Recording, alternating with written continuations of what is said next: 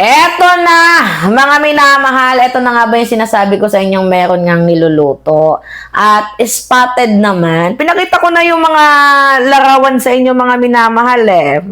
Pakita pa natin ulit sa inyo yung mga larawan na kung saan abay talaga nga namang magdududa kayo dahil sa isang birthday celebration, nandoon yung mga vloggers, yan o, yan, mga vloggers, nandyan din si Tupacyo and also si Aling Maliit, si Gloria Macapagal Arroyo. So, what does it mean? Meron bang nilulutong plano? Meron bang nilulutong destabilization? Meron ba kayong nilulutong agenda? Napag-usapan ba yung politika? Tanong lamang po. Alam nyo, kagabi, nag-meeting kami sa isang birthday ng isang ating kaibigang attorney. Napag-usapan namin yung politika. And syempre, nakita namin itong ginagawang galawan ni Gloria Macapagal Arroyo. Syempre, noong mga panahon na wala pang mainstream media, uso noon yung, talagang noon uso yung maleta.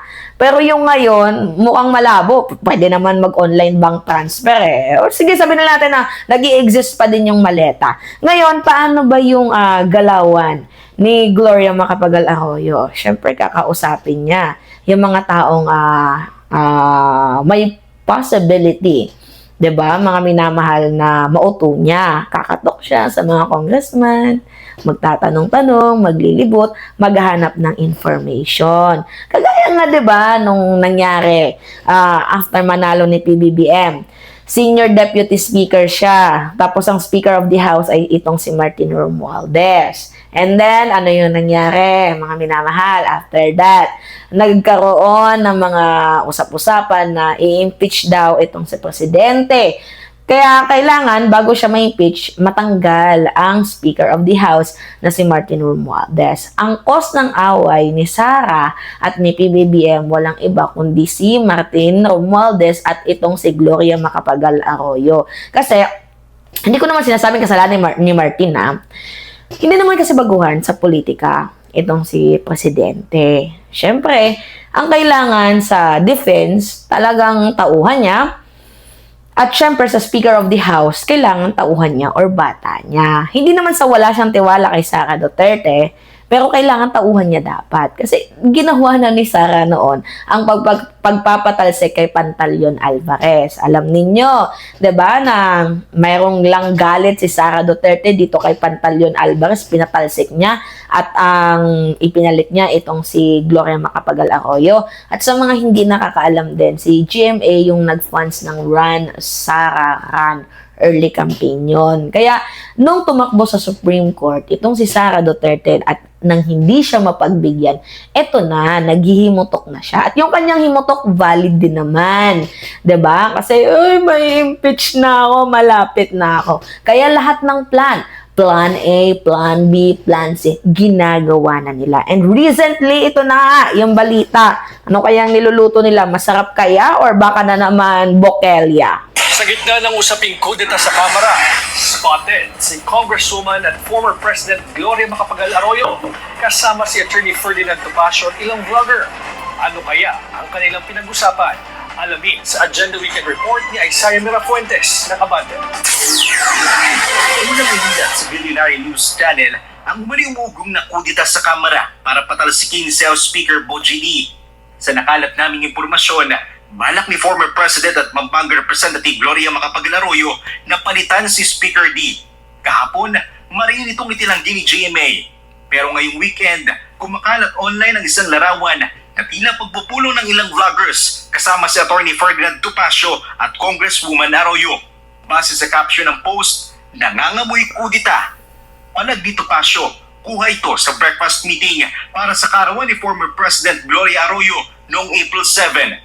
Pagdidiin niya, walang kudita na napag-usapan sa meeting. Pagkakawa nga ako they are so afraid of GMA na nag-breakfast meeting lang kami, natakot na sila. Wala rin. Paano matatakot to, Pasyo? Paano matatakot kay Gloria Macapagal Arroyo? Nabalitaan namin, hindi nga umabot ng 30 yung sumusuporta sa inyo. So, paano natatakot? Nagpapatawa ka ba? Di ba? Nagpapatawa ka ba? Ferdinand Topacio. So, sinasabi mo na Itong si tawag dito, itong si presidente or yung admin natatakot kay GMA, like what the hell? Paano natatakot? Like sa paanong paraan na natatakot? Para nga mapatalsik yung si Boji D, ang kailangan dyan is 160 votes. Pero ilan pa lang nakakalap ninyo, hindi po umabot ng 30. So, paano matatakot? Diba? Kay Sara nga, hindi kami natakot eh. Kay GMA pa kaya? Daw ni isang miyembro ng Kamara sa naturang meeting. Pero aminado siyang nahapyawan dito ang tungkol sa politika. May mga parang napag-usapan mong plano gagawin, especially in 2028? Mga tentative plans like who are the possible contenders for president, etc. Ganon. About politics, syempre, politiko yun eh. How can you avoid not talking about politics? Pero yun lang nangyayari. Aniya, ang pagbibigay kulay ng publiko sa pagsasama nila ni PGMA ay tila diversionary tactics lang para malihis ang usapan mula sa kapalpakan ng gobyerno at sakit raw ni PBBM. Kapansin-pansin din kasi online na kumakalat na may sakit raw si PBBM. I caution the public about spreading unfounded rumors about the president because regardless of your political affiliation or your stand with respect to the governance of the president, he is still our president. Samantala, nauna nang itinanggi ng Malacanang ang negosyong may sakit ang Pangulo at iginit mismo ni PBBM na maayos ang kalusugan niya. Para sa agenda, Isaiah Mirapuente. Sabi nga ni Presidente, I am alive and kicking. Diba? Wag naman kayong excited na mamatay ako dahil buhay pa ako. Diba? Baka kayo yung mahimatay pagdating ng April 14 na kung saan, mga minamahal, itong si Sara Duterte abay mahatulan na kung mayroong probable cause or wala. At pagbobotohan na yan, diba? Sa huling kabanata dito nga po sa House Justice Committee kung may bilang nga ba ang mga kongresista na boboto para ma-impeach itong si Sara Duterte. Doon dapat kayo kabahan. Pero yung sakit-sakit issue nyo na yan, tapos na yan eh. Tapos na kayo sa Addictus Benedictus, ngayon sasabihin ninyo may sakit ang presidente. Like, what the F? Mahiya naman kayo. Sa bagay, ano yung kakahiya nila, yung kakapal ng kanilang mukha.